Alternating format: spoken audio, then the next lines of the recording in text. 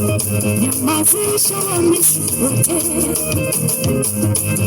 Kila aliye tengeneza njia mahali pasipo. Na mtazamaji wangu, leo tuzungumzie habari ya kuitambua nguvu ya ufalme unaotumikia.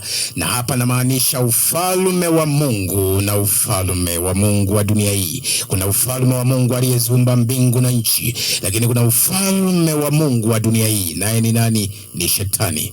Hizi zote ni falme. Sasa wewe ndio unajua unatumikia ufalme upi. Na hapa nakwenda kuongelea habari ya Daudi na Goliati. Wengi huwa tunasoma kwenye Biblia tunakutana na vita hii kati ya Daudi na Goliati. Goliati alikuwa ni jemedari wa jeshi la Wafilisti. Daudi alijitokeza kutoka kwenye jeshi la wana wa Israeli. Nisikilize nikwambie kitu kimoja. Na hapa ninachotaka kusema ni hivi.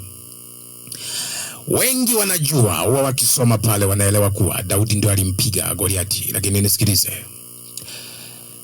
Daudi alisimama kumwakilisha Mungu. Ndiyo maana wakati anamwendea Goliati alisema, wewe unanijia kwa fimbo, unanijia kwa fumo na panga, mimi nakujia kwa jina la Bwana wa majeshi. Tafsiri yake ni nini? Hakuna mwanadamu duniani anayeweza kafika mahala akajigamba akasema, hapa nilipo ni kwa akili zangu. No. Hapa nilipo ni kwa elimu yangu. Hapana.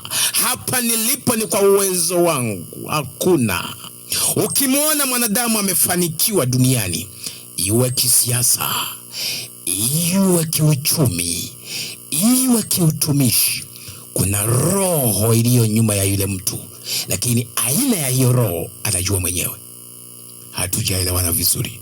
Ukimwona mtu amewika vizuri, anatikisa, aidha kwenye siasa au kwenye usanii, kwenye uimbaji au kwenye utumishi au kwenye biashara, kwenye chochote, unamuona yuko juu, ameinuka juu, ujue nyuma there is the spiritual power behind of that man.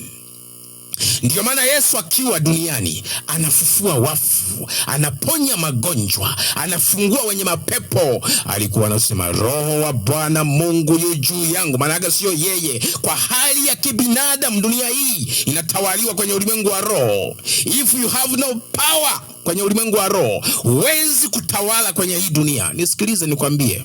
Na wewe ndio unajua. Ukimwona mtu nimekwambia amekuwika namna hiyo, anang'ara namna hiyo, ujue nyuma kuna roho. Nyuma ya pazia kuna nguvu ya roho, ila hatujui. Yeye ndiye anaelewa ni aina gani ya roho. Ndio maana wakati anamfuata Daudi, Goliati akamwambia, wewe unanijia kwa fimbo, kwa fumo, kwa panga, na kujia kwa jina la Bwana wa majeshi.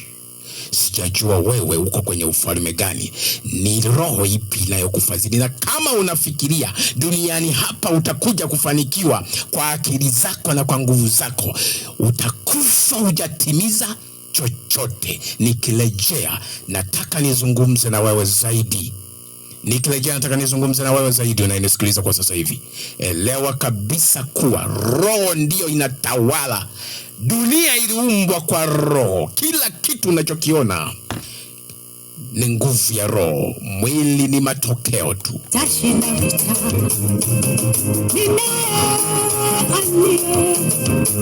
Nyamazisha Wamisri wote.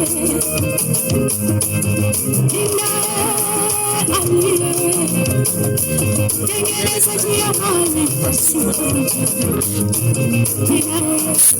Ninamhakikisha alishuka kwa Danieli, hakuliwa na simba.